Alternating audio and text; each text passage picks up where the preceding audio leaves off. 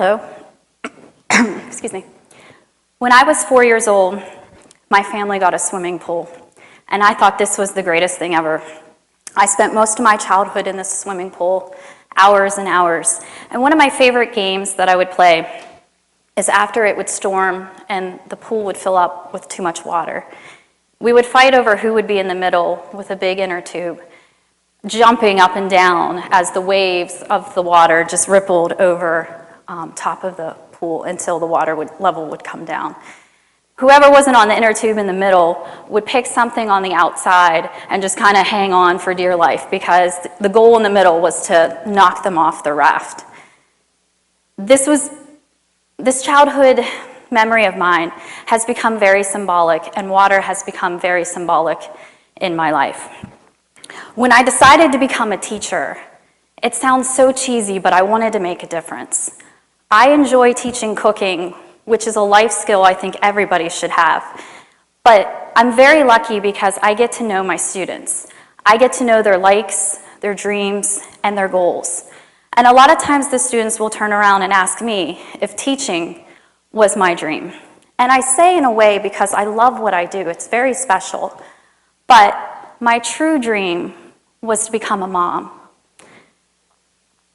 I was very lucky to get a job right out of college, and especially at my alma mater.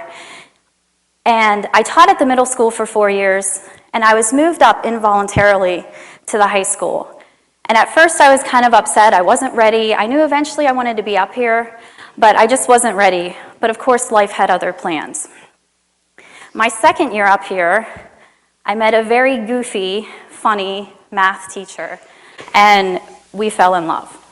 We were married the following year, and we really were the same person. We're goofy, we love sports, we're competitive, and one of the things that we really value is a sense of humor. Little did we know that that would be our saving grace. Unfortunately, you would think, well, fortunately, you think, sounds like a fairy tale, but unfortunately, life had other plans as well. I'm here to tell you that you can survive the unthinkable, and you are stronger than what you think, and you can survive it and still be able to smile and have joy at the end. February 11th, 2012 is the worst day of my life. It's the day I should have died. The day before was a Friday, and it was a pretty typical Friday. I felt run down. I was 8.5 months pregnant with a son we were naming Logan, and about dinner time I started to feel sick, and I thought I was getting the flu because everybody was dropping like flies at school. And as the night went on, I got sicker. In the middle of the night, our dog sat on my husband's head to wake him up, and when he noticed I was missing, he went to look for me, and he found me unconscious on the bathroom floor. I was rushed to the hospital by ambulance, and it was quickly found out that our son had passed away. That was the worst moment of my life. My dream was completely shattered in 1 second. It was about 4 a.m.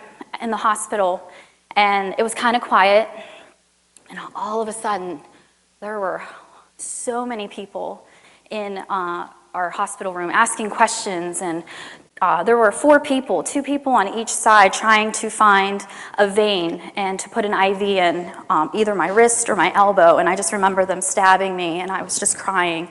And my veins were collapsing, and so they were unable to do that. They kicked everybody out, and they put a central line in my neck. If they hadn't been able to do that, I would have died right there.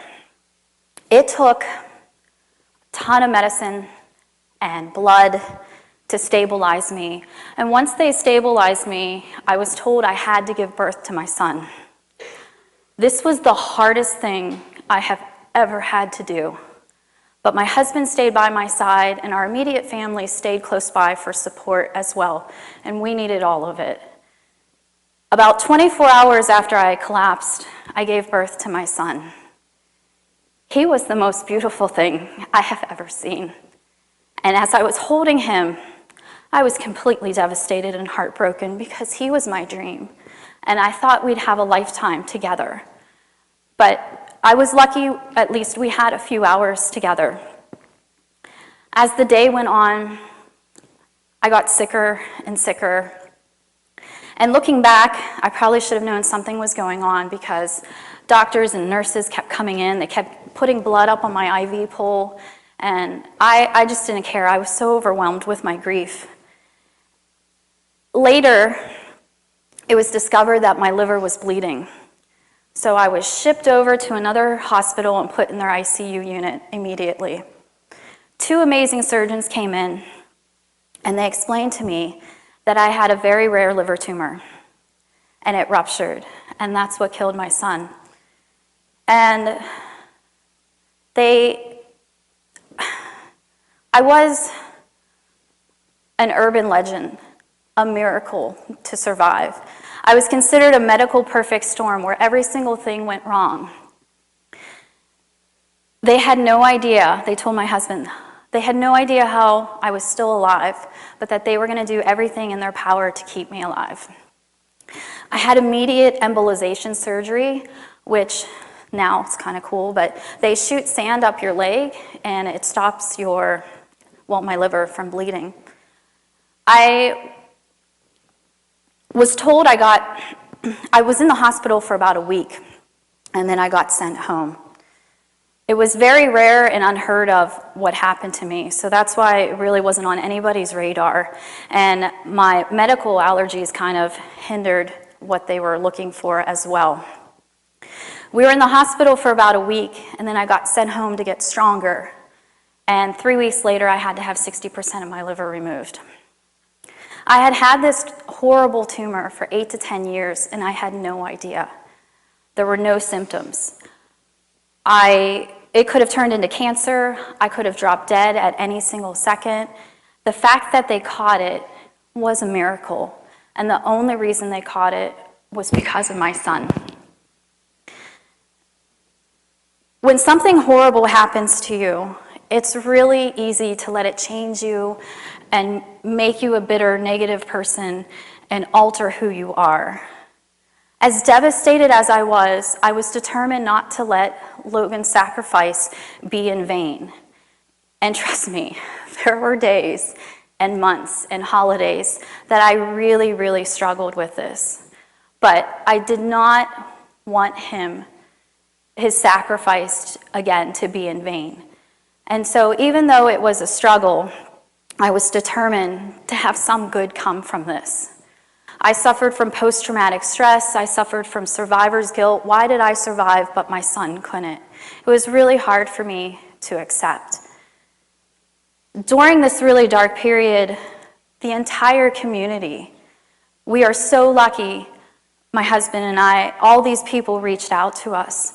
Administrators, staff, teachers, they made us dinners for months, not only during my surgery and recovery, which the physical part alone took a very long time, but for months to come. Even when I returned back to school in the fall, I didn't realize how overwhelming it would be to return to life.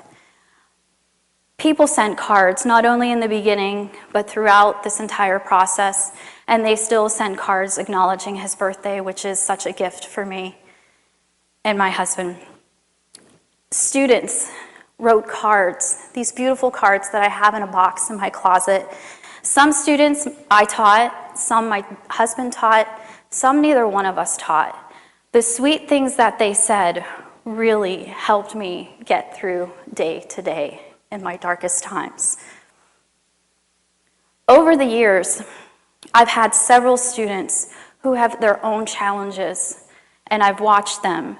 The death of a parent or a grandparent, their parents are getting divorced, their parents lost their job, they're homeless, they're refugees, their parent or family member is battling a disease. And then, about 6 weeks ago, we had 2 students, one who had transferred out of Baldwin and one who was a current student pass away.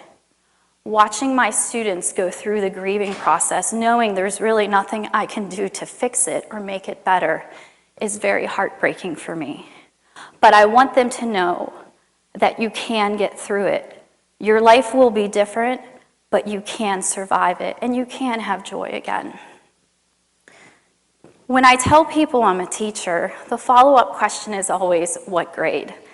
I say 9 through 12 because I have them all, and the person always scrunches up their face. I defend my students because they have been with me through my darkest times and probably haven't even realized how helpful they've been in my healing process. Not that cooking is all doom and gloom, I promise you. We also celebrate the good times. We celebrate getting an A on a test or a paper, passing your driver's license, getting into your #1 college. And for me, being their teacher, this year alone, I know I've taught a 17-year-old boy, I won't name names, how to preheat an oven, how to wash dishes because his mom won't let him near the kitchen. And so it's very rewarding for me. And the students teach me stuff. This year alone, they taught me how to put in contacts because I had a real trouble. They taught me about Twitter. I joined in the fall, and my first tweet, I tweeted at me, and they were like, Miss Foof, you don't do that. Emojis, what they are, I finally joined the world, and I do emojis now. But probably the best thing that we have celebrated together was the birth of our daughter in 2014. The arrival of Haley changed me. She brought joy and laughter back into my life that I did not think we could have again. And in my darkest moments, there was no way that I could imagine this beautiful, energetic little girl. Both of my children have saved me. Logan saved me literally, restored my health that I didn't even know was in danger, but Haley breathed life back into me as well. After the arrival of Haley, I felt very grateful. I felt like I had new purpose, and I wanted to do some good. And so for Logan's birthday, can't believe he would have been 4, we came up with a good deed day, and it was called Be a Hero 212 in honor of his birthday. At first, it was supposed to be just the high school, our close friends and family. The idea took off like wildfire. Again, everybody's support just shined through. People were giving compliments to teachers, to parents, to friends. They were opening doors. They were donating blood. They were helping the homeless. They did all kinds of amazing deeds. Strangers emailed me and said, this was fantastic. I read an extra book to my daughter at bedtime in honor of Logan. And all these deeds that we don't even know about. 4 years after his death, my son is making all of these ripples and doing all of these good deeds. And I'm a very, very proud mama. I'm determined to keep doing good deeds. I encourage my students to do good deeds. Why do we wait till something bad happens? We see it all the time, though. Earthquakes, tsunamis, hurricanes. Fires destroy businesses or houses. People, the community, the world, everybody comes together. Let's not wait for something bad to happen. Let's make this world a better place right now and do a good deed. One good deed really does make a difference. I think back to my childhood story I started off with me in the pool making those waves. And that's what I hope for all of you. Let's do these good deeds and just see how many ripples we can create together. Thank you.